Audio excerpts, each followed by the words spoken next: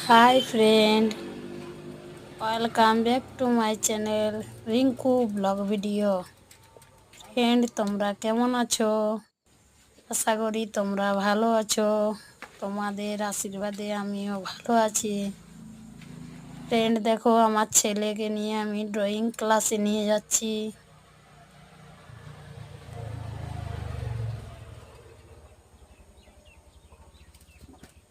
আমার ছেলেরা ড্রয়িং আছে স্যাটারডে। দেখুন ফ্রেন্ড, আমার ছেলে কি সুন্দর ড্রয়িং এঁকেছে, কালার করছে বসে বসে।